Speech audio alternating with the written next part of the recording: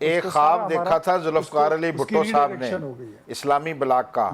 پھر میاں نواز شریف صاحب نے بھی ایک خواب دیکھا لیکن وہ خواب پورا نہیں ہو سکا۔ آج ہم دو جو بڑے ملک ہیں اسلامی دنیا کے، سعودی عربیہ اور پاکستان، انہوں نے ایک ایگریمنٹ کیا ہے اسٹریٹجک، جسے آپ کہہ رہے ہیں جس کے نیچے اور بھی چیزیں ہیں، کہ جس میں معاشیات بھی ہے، دفاع بھی ہے، عوام کے روابط بھی ہیں، باقی چیزیں بھی ہیں۔ مجھے یہ بتائیے کہ یہ ایک تو یہ دو ممالک ہیں، یہ اسلامی جو بلاک کا ایک تصور ہے، ہم نے دیکھا ہے کہ ہمارے عرب ممالک ہیں ہمیشہ ہی امریکہ کی مرہون منت رہے ہیں سیکیورٹی کے حوالے سے۔ کیا وہ ان کو یہ اب انہوں نے ہوش مندی کا مظاہرہ کیا کہ ہم وہ بلاک جو بھٹو صاحب نے خواب دیکھا تھا کیا وہ پورا کر پائیں گے؟ کہ اس میں بڑی مشکلات بھی ہیں، بڑے چیلنجز بھی درپیش ہیں۔ ایک طرف انڈیا ہے، انڈیا کو تو بہت بڑا دھچکا پہنچا ہے، اس کے تجزیہ نگاروں نے تو عثمان سر پر اٹھایا ہوا ہے کہ اب ہم پاکستان پر پہلے ہی ہم نے کہ ایک عام کنونشنل وار جو روایتی جنگ میں شکست کھا چکے ہیں، اب تو سعودی عربیہ کے جو وسائل ہیں وہ بھی ہمارے پاس ہو گئے۔ کیا ہم وہ خواب پورا کر سکیں گے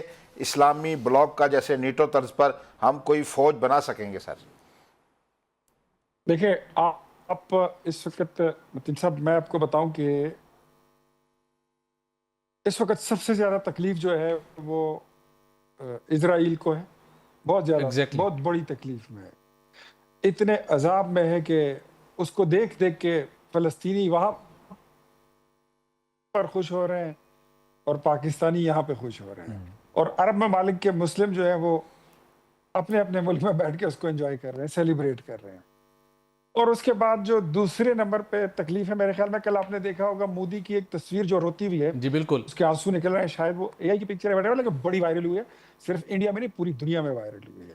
اور تیسرے درجے پر پاکستان میں ایک سیاسی جماعت جو عمران خان کی جماعت ہے، ان کو بڑی تکلیف ہوئی ہے۔ ہم نے ان کے منہ سے ابھی تک کوئی اچھی بات یا قوم کو مبارکباد کی کوئی بات ہم نے نہیں سنی، حالانکہ میں سمجھتا ہوں کہ جب آپ کی ڈومیسٹک پالیسی، ویسے بھی کچھ دیر پہلے اسد کیسر صاحب نے بیان جاری کیا ہے اور انہوں نے خیر مقدم کیا ہے اور قوم کو مبارکباد دی اور بڑی خوشی کا اظہار کیا ہے اس معاہدے پر اب سے کچھ لمحے قبل۔ اب اسد کیسر صاحب کو بندہ اتنا ہی کہہ سکتا ہے کہ تینوں ہون سمجھ آئی ہے،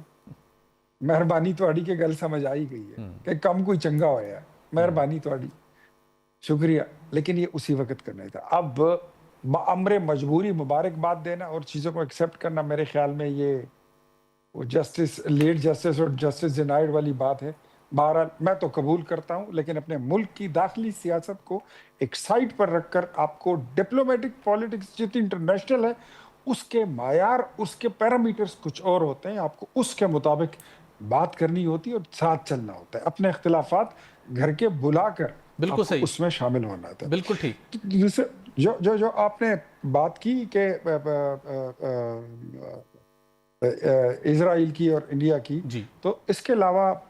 اور بڑے سارے لوگوں کو جو پرابلم ہو رہی ہے وہ ہونے دیں۔ اب یہ جو اتحاد بن گیا نیٹو، آپ بھول جائیں گے جو نیٹو ہم نے پہلے دیکھا تھا، آپ اس سے بہت بڑا نیٹو بنانے لگے ہیں۔ اللہ کامیابی نصیب کرے اور ہمیں ہماری زندگی میں یہ خوشیاں دیکھنے ہمیں نصیب ہوں، آمین کہ وہ خواب۔ جی اور ہمیشہ ایسے ہوتا ہے متین بھائی کہ اقبال نے خواب دیکھا، قائد نے تعبیر دکھایا، بھٹو نے خواب دیکھا، نواز شریف نے تعبیر دکھا دی، اور وزیر اعظم شہباز شریف نے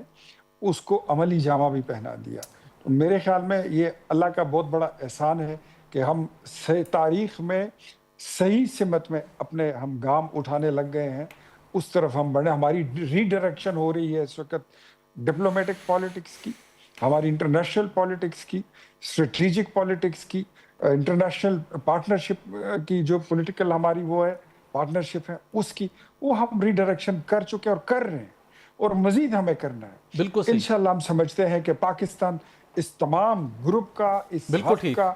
پاکستان اس کی کیپ کا فیدر ہے بالکل انشاءاللہ۔ ٹھیک، and all the credit goes to the prime minister, وزیر اعظم شہباز شریف اینڈ بالکل ٹھیک، فیلڈ مارشل جنرل